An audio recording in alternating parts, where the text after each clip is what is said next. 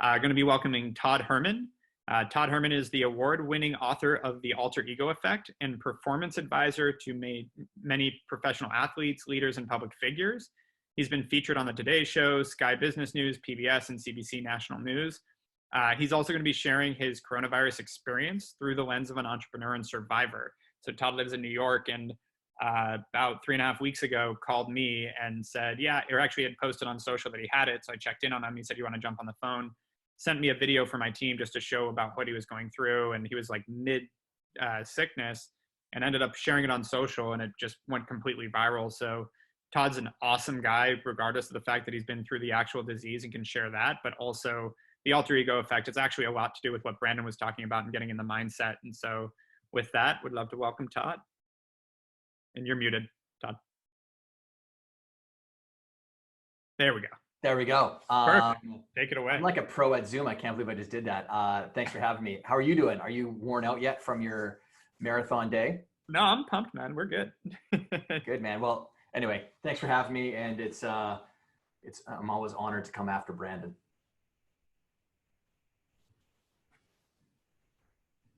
You're up. Go ahead. Yeah, I'm here.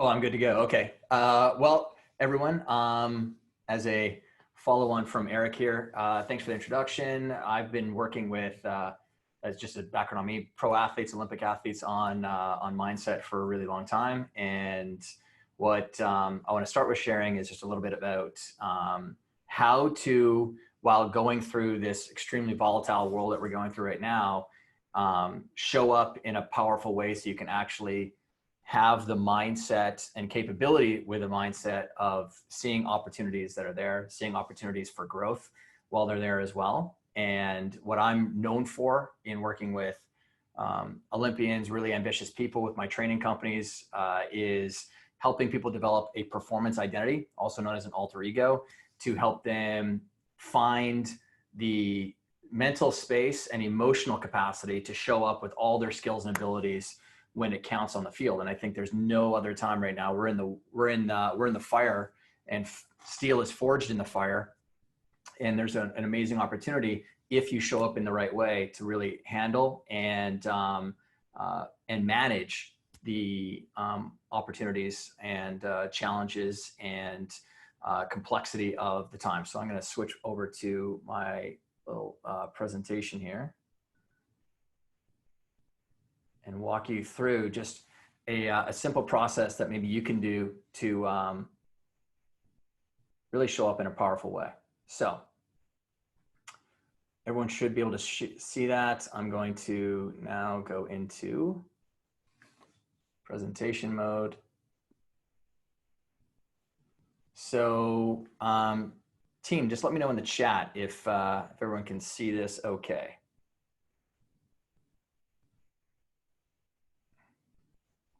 Good stuff. All right. So what I want to share with you is just part of the process of helping people build out a super self. I wrote a book last year called The Alter Ego Effect, which just unpacks the last almost 20 years of working with pro athletes, Olympians, and top performers in business and really life in general, and helping them to develop and use this really powerful process. So first off, what people don't know, I'm always surprised, or people are always surprised by this, but this gentleman right here, there we go, Martin Luther King, obviously led an entire movement, changed the course of history through the powerful way that he showed up. But what they don't know about, most people don't know about Martin, and it was shared to me by his wife, Coretta Scott King, when we both spoke at an event about 16 years ago, was that Martin actually wore glasses, and they were fake glasses. They were non-prescription glasses. And Martin wore those glasses to step into what he called his distinguished self. And the reason that he wore them was he didn't want his insecurities and his concerns about other people might think of him to get in the way of the powerful message that he wanted to shepherd out into the world. And I think that this is really relevant right now because there are some very easy ways for the enemy at the gate to infiltrate our mental space and cause us to not act in the way that we would most like to show up in this current environment that we're in right now. When we feel like, and again, a lot of people on here are entrepreneurs and business owners and CEOs and leaders. And when you feel like your identity is under attack, and a lot of this is through no fault of our own right now, that some businesses are being thrust into maybe steering towards a cliff perception-wise to themselves, we can make this about ourselves. And when we do that, we start to get entangled mentally in problems that aren't even there. And we start to attack ourselves that I should have done this differently. I should have acted on this 6 months ago. And why didn't I diversify sooner, or whatever the case is. But through this power of using an alter ego, what I want to kind of just show you really quickly here is that we can actually unshackle ourselves from the emotional response that can cause us to make poor decisions and step into a more powerful model of how we want to be showing up in our current times. And, you know, this is actually me taking a picture of myself at the Atlanta Hartsfield Airport in front of the monument for Martin Luther King, where on it he says, on loan from the Martin Luther King Foundation, that he wore fake glasses and he used it to step into what he called his distinguished self, this model. So what this is all about is how to actually master yourself through the power of an alter ego. So what is an alter ego? Well, I didn't make it up, even though I've been the practitioner of this for a really long time and widely known as the person to go and get the information on it maybe. But Cicero is the person who actually named this in 44 BC, sorry, when he said the alter ego is the other I or trusted friend within. And Cicero is widely known as being one of the greatest Roman statesmen and philosophers to ever live. And this is a really useful frame because we all know the power of our network. We all know the power of having great friends, mentors, and advisors around us to help us when we're challenged or struggled or when we need a door open or whatever. But most people don't think about creating a panel or a trusted friend within between the 6 inches of our own ears to help us navigate questions, to help us think about something in a different way. And he was unpacking this in a letter to a friend on how he was able to achieve things far greater than other people because he had this, you know, tribe of friends within that he used as models for how he wanted to show up in the world so that he could skirt through his own insecurities, move by them, and become less challenged by the social and cultural norms that a lot of people can get challenged by. And then another philosopher, Epictetus, said, you know, in his book, The Art of Living, or his treatise, The Art of Living, invoking the characteristics of the people you admired most and adopting their manners, speech, and behavior as your own. There's nothing false in this. We all carry the seeds of greatness with us, but we need an image as a point of focus in order that they may sprout. And what this is pointing to, even scientifically, is, you know, 70% of our brains are dedicated to the visual cortex. Most people just show up in their day, and they're not acting with intention. And yet the largest study that's ever been done on the quality of people's success in life, done by Martin Seligman and his partner, showed that the people who intentionally showed up or intentionally activated the characteristics and traits that they most wanted to develop and have had higher levels of resilience and had a higher quality of life for themselves, which is what basically he's pointing to as well. So this particular strategy isn't about being fake, isn't about being inauthentic. This is actually about someone bringing to the table the absolute best self that they possibly can. And as someone who works with, you know, athletes who are under the white hot light of performance, or CEOs who are underneath the white hot light of performance as well in their world, that stuff can become stressors and start to deactivate really the traits and characteristics that could help us to perform. And so using this as a tool has helped many people navigate this. One thing to keep in mind, people don't act on their thoughts. People act on their feelings towards their thoughts, and most people are conditioned to seek safety. Human beings are conditioned to seek psychological safety. And in a time like this right now, when most people are feeling like they're losing control, you've now amplified up the emotional context of someone's life. And that's going to start to cloud judgment in most people. So how can we start to act through a more unemotional and more stoic way? Well, if you're feeling like your identity is being attacked right now, you're going to default into you're going to default into a highly emotional state. So by using and employing the idea of an alter ego with people, what we found is this helps to disassociate yourself from whatever your current status is and allow you to act through a more powerful model and image in your mind. And this isn't something that's new. Every single person that's on this particular conference right now has already done this. That's the beautiful thing. I don't need to teach you something new because every single one of us used this idea when we were a kid. You know, when we were jumping off the sofa and acting as if we were Superman or Wonder Woman or Black Panther, or insert the name of any superhero that we might have, or when we're in our front driveway and we're pretending to be our favorite basketball player or hockey player or football player on the field. That's us basically asking ourselves the question, what could I do if, which is, what could I do if I wasn't dealing with this characteristic, I wasn't short, or what could I do if I possessed those traits? And your mind has a capacity to build that image and then act through that. So even for all of us, as we move through challenging times, stepping into a powerful model and using someone or something else as an inspiration for how we would like to show up right now as a powerful leader to our team, as a powerful maybe innovator or iterator on our business model and business. Because right now, I just got off of a call with a very powerful VC firm, venture capital firm here in New York City. And we were just comparing notes because I'm doing a study right now on CEOs and how they're responding, reacting, who's winning, who's losing, and tracking all this data. And we both have the exact same conclusion that the people that are winning right now are the ones who are adopting a startup or founder psychology, because most people's business models right now are being disrupted based on just our world. And there is opportunity always at the startup level. That's where we are always innovating, iterating, being curious, testing, and validating new things.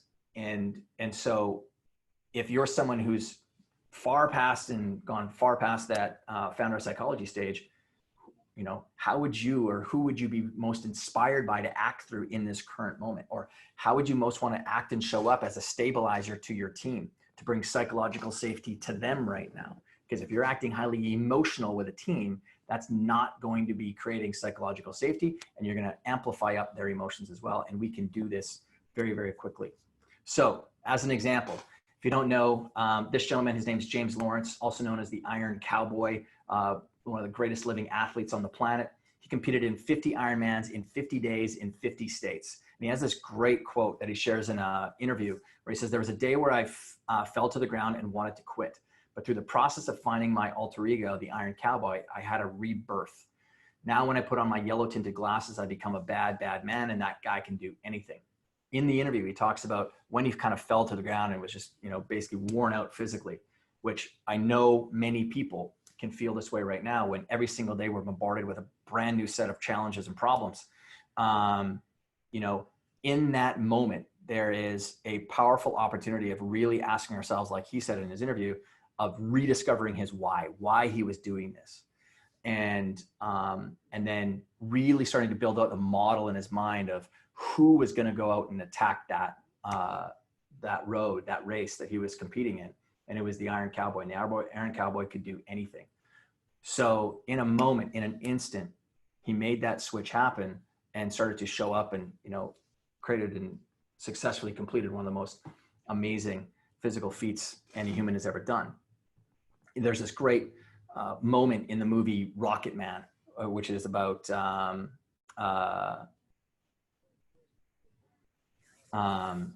story of Elton John. And in it, at the very end of this little clip here, the one gentleman says to Elton John's character, "Sometimes you got to kill the person you were born to be to become the person you most want to be." The only thing I would change about that is I'd say sometimes you got to kill the identity that you're shaped into being to become the person that you want to be. And I think some people right now, really high achieving people, the ego that's being attacked right now, you know, whether it's financial losses or just the instability of things or the challenges of the business, we can make it about ourselves. And that's not going to help us make really smart decisions and come out of this on the other side as winners. So I think we all need to constantly, when we're bumping up against the fringes of a comfort zone, or we're being challenged by something that's volatile, is asking ourselves, who's the person that is custom built to win in this moment? And that's the identity that I'm going to move into, is that. And then not just relying on that idea, using the power of what we're already gifted with mentally, is thinking, who's the model? Who's the perfect model that already would know how to do this? And how could I latch onto that person's traits, qualities, attributes, characteristics, so that I've got a model now, visually, emotionally, mentally, to move into that model. So, you know, just challenging people on this, because I've had a lot of conversations with a lot of people over the last month now. And some people are very much trapped in an identity that's not going to help them right now. Even another example here, Mr. Rogers, there's a great documentary that's done on Mr. Rogers, obviously, as well. And inspired millions of children for 40 plus years, loved and revered, saved PBS and motivated Congress to continue funding of PBS. And he said in this, in the documentary on him, that it'd be hard for me as an adult to say, I'm scared, but Daniel could say it. So the distance between what I wanted to say and what Daniel could say doesn't look very far, because he was holding up his hand puppet at the time. So it doesn't look very far between here and here, but I can tell you it was very self-efficacious. And as someone who's been working between the 6 inches of people's ears for 20 years now plus, I can tell you that the thoughts and the ideas of what people want to say, do, act on, and what they actually do, that's a huge chasm. And it's their ego and their identity, their emotional connection to whatever that idea is, or the emotional connection and idea of what is going to happen if they did take action. That becomes a huge resistance point for them. You know, every idea has to walk across the bridge of emotion internally to get onto the field of play of action for people, because we're triune. We're mental, we're emotional, and we're physical. And we act in a social world. So a lot of people have great ideas of actions they want to take right now, but they're just finding some friction point. They can't figure out why they can't take it. Well, it's because of whatever that idea is, it's not matching up to a powerful story that can help take you out there. There is some sort of belief or attitude around it that's going to slow someone down, or it's you just can't see yourself making that happen. So even Mr. Rogers, he had the idea of saying, or he would love to tell kids, I'm scared. But the moment he put on the hand puppet, he could say it. And this just speaks to the power of, because in the end, his wife even said, Mr. Rogers' wife even said that Daniel was the real Fred. Daniel was the most real version of Fred that there was. Which was this really caring and vulnerable and thoughtful person. So he used it as a model. Now, I'm not saying people have to go out there and start having hand puppets in the way that they work, but it's just another example of how someone used this, just like Martin Luther King used glasses to really intentionally show up as a powerful version, or the Iron Cowboy put on his yellow glasses to show up, or James Lawrence used the yellow glasses to show up as the Iron Cowboy. What's something that you and I can use right now as a uniform, a totem, an artifact to help us really show up in a powerful way through a very uncertain time? So, Eric, I'm happy to do some Q&A with you and jam on anything that we can help people with. So, all right, guys, as you know the rules here. Get on to Twitter and hashtag QCon, QCon, and start submitting your questions. Didn't hear you go too much into like, what was your experience with the coronavirus, and how was that? Like, can you talk to that a little bit? I know we've talked, but we'd love to. Yeah. So my experience with it as well was that, you know, in the very beginning, it started off with a really, really horrible flu. I thought I had the flu. I didn't have necessarily the virus itself. And so I ended up going to the hospital here in New York City and trying to get treatment, didn't get treatment from it. I actually got turned away at the, and by the way, do you want me to just stop sharing my screen here? No, you can stop presenting. Sure. Yeah. Great. Because I was very early on in this. I was right at the beginning of March with getting the virus. So anyway, mine was, which is a bit of a rarer instance, starting off with a really violent flu for about 2.5, 3 days. I've got 3 little kids and a wife. They all got it as well. 2 of them ended up getting kind of flu-like symptoms as well, but all of our kids got past it really quickly. My wife got it a little bit later. But after that first 2.5 days, then it came and settled into my chest area and in my lungs. And it definitely is hard to breathe with it. Now I'm a pretty healthy person, so hopefully that helped out in a lot of ways. Took a lot of vitamin D, a lot of vitamin C. And then because I was so early, this was before a lot of information was out there, I'm currently going through recovery of an Achilles rupture as well. So as a part of that recovery, I had some inflammation happening in my ankle, and I took a really high dose of ibuprofen to take it down the swelling. And the moment I took the ibuprofen, about 30 minutes later, it became incredibly hard to breathe. And then literally it was like a day later when all the different medical organizations started coming out, and health organizations saying, don't take ibuprofen. So I can definitely speak to the fact that that was a huge amplifier of making it very difficult to breathe. That night I was really close to going to the hospital and getting a respirator, but started to clear up. Anyway, took a few weeks to really recover. Took about 21 days for me total, but now I'm on the other side of it and hopefully never have to get it again. Yeah, no, good feedback. Let me pull up the question. So first question is, do you think that social avatars or aliases are sometimes seen as a person's alter ego because him or her sometimes cannot manifest that in their own physical persona? Yeah, sure. I mean, when in the context of our world and what we're using alter egos for, the alter ego is there as the most powerful version of how you want to show up. And I think that how some people are creating maybe avatars of themselves is it's through the idealized view of how they want other people to perceive them. And in my world, in the world of performance, that ends up trapping people. Anytime your motivation is for the purposes of whether it's deceiving other people or trying to impress other people, that will always just feel like it becomes a heavy weight for you. Whereas even in the book in chapter 3, I talk about how the intention shifting towards you asking yourself, how do I most want to show up in this specific role or in this particular environment? Because you want to be bringing out that side of you there. That is a far more powerful way to be approaching it. And then what happens is you do not experience the same trappings that other people have, which is the concern and worry about what other people are thinking about you. Mm-hmm. For me, there's a specific way that I want to be showing up in my world with people, and I don't care. I truly don't. And people can argue about whether or not somebody, I truly do not care if someone perceives me in whatever way, because I know that the way that I'm showing up in its current form is the best way that I can to get the results that I can for, say, clients or for my kids. Yep. And so next question from Donnie Zest. Todd, who is your alter ego and why? So this is an awesome question. It's probably the most popular question that I get, not necessarily about me, but about how many alter egos can you have? And so I've got many that I use, just because there's no one identity that a human being has. Just that entire idea has trapped people. We have many sides of ourselves, right? Like Eric, I've seen you on stage. I've seen you with your team. I've seen you socially as well. There's all different types of Eric that shows up there, right? There's no one Eric. Now, we'll typically bring a lot of the same values to those areas.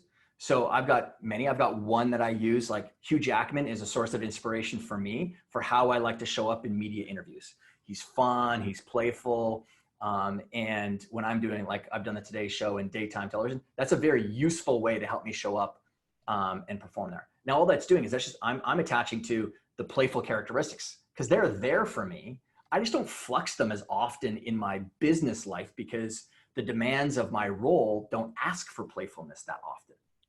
Yep. So that's one. When I first started in business, and I was so insecure about how young I looked, and I was insecure that I didn't have enough letters behind my name. I didn't have enough best-selling books. So who's going to hire me to go speak on mental toughness and peak performance?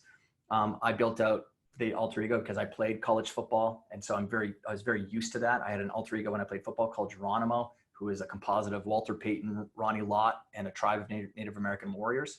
And I was sort of absorbing all their traits inside to show up on the field as a way bigger competitor. But when I got into business, Super Richard, which was a composite of Superman, Joseph Campbell, and Benjamin Franklin, and bringing their traits together to show up in a more confident, decisive, and articulate way. I love that. Let's see. I thought you were going to do the mic drop little thing there for a second. It always gets people at the end of your speech. So how are you managing your team currently when through this process? Like when you were sick, you had to still keep your business going and had to still keep your people working. Like how have you coped with that? How have you found sort of the alter ego and the persona to put on to actually be able to step up at a time when you had a pretty rough disease and economies, like you're getting hit from all sides? Well, I mean, I'll give my team credit. They're an amazing group of people already. We're a dispersed team as well. Like we're built to handle the virtual world. So that, like, the current form didn't get impacted, but I'll say that just because of the world that I've lived in for so long, like that mental toughness, that ambiguity that I'm always operating inside of and helping people through a lot of challenging things, I feel like in many ways I'm built to handle this current form and situation, which is why I probably am the busiest I've ever been with, CEOs reaching out for to be the head coach to CEOs and venture capital firms to help people. So, but the team wise, we were okay. And I could still, because even really just the first 2.5 days of having the flu was the hard part. After that, I still worked, 12-hour days while, being home with the kids and wife. Yep. Hear you there. So first off, I think I just need to read this to you in case you don't see it. This presentation and these amazing words make me want to hug my screen and imagine it as a hug for the entire world. I can't explain it, but I feel a little emotional. So well done, Todd. Thank you. Definitely jump on Slack. There's a ton of people that are very active in talking about this stuff. As always, I very much appreciate you. And any last words, any advice for entrepreneurs going through all this right now? Yeah, I just think that this is such a powerful time right now for people to, anytime something gets compressed, that means that what is happening, that pressure is going to create a forcing factor of personal leadership development. I think right now that it would take normally 3 to 5 years to have happen for people. And so I don't think that we should waste this opportunity. And it's almost so overplayed. I'm getting sick of people calling this an opportunity because it's not about being Pollyanna. It's just that there is another lens, because you can't have dark without light. You can't have up without down. So you can't have something that's very challenging without there also being a phenomenal flip to that, which is an amazing opportunity for growth and development. And so I don't think I'd want people to waste this opportunity. Find it, it's there. So how can I help people to emotionally unattach themselves to whatever their plight is? Think of yourself and build a friend within to help you navigate this is a very powerful concept that it's embedded in all of us. We've already used this, so latch onto it. And any way I can help, people can reach out. Thanks, buddy. And couldn't say it better. It's a mental game. It's, getting in the mindset is really important. Thank you again, man. Really appreciate it. Good to see you. Well, cheers to you for putting this on, man. You're a champ. Thank you. See ya.